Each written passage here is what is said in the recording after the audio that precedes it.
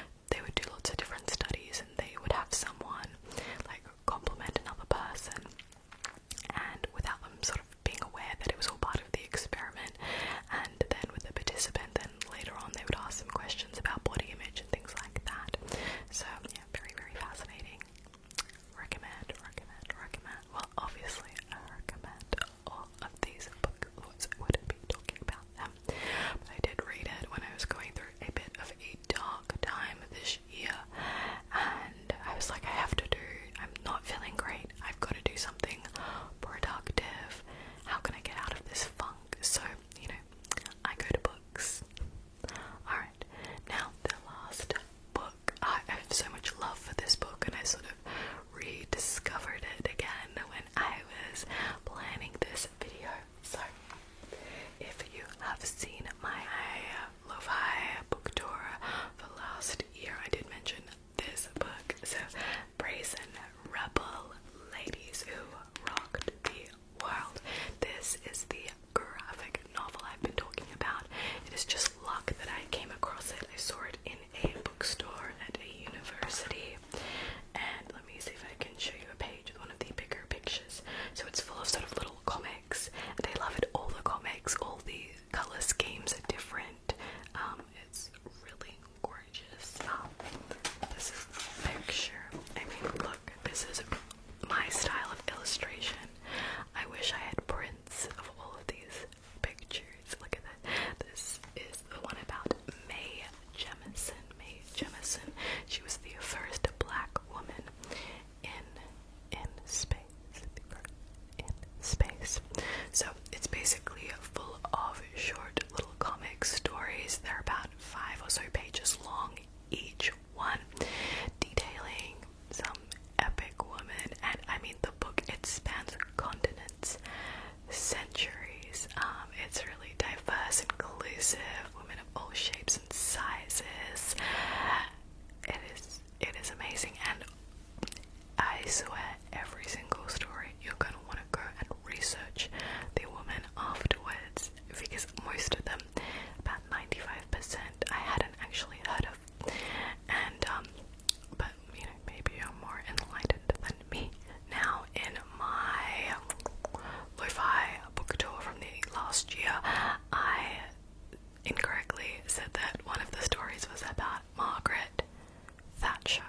No, that is incorrect. It was about Margaret Hamilton, who plays the Wicked Witch in The Wizard of Oz. And I think that's about the first or the second story in this book. But anyway, it's amazing. I had no idea that this crazy stuff happened to her. She is a trooper.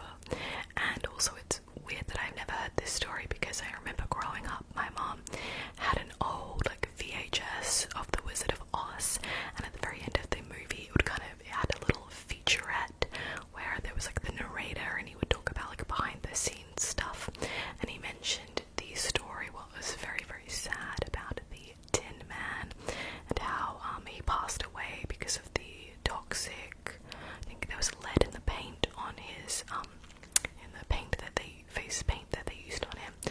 But I'm so surprised that they didn't mention what happened to Margaret Hamilton, because crazy. So yeah, but yeah, there's a lot of stories in there that you probably won't have heard of. I hadn't heard of any of them. There was one about this lady who was basically a mermaid, and these are all real stories. She's not really a mermaid, but she's a mermaid. There was Mae Jemison, the astronaut, Frances Glessner Lee, the crime miniaturist. She basically made these little dioramas, these miniature models of crime scenes in the 1930s, and they were basically the catalyst for modern day forensics, and they're still being used as a teaching tool by criminologists. You know, just crazy-ish that you never would have heard of. Now, that is all my books that I have today for you, friends. I will leave a link to my list of all the books that I read last year on Goodreads, and feel free to add me on there. I need to get into it a bit more. I need to write more reviews this year. I want to at least even personally write my own sort of summary and book review for all the books that I read. Anyway, friends, I love you so much if you stuck it through to the end. Catch you on the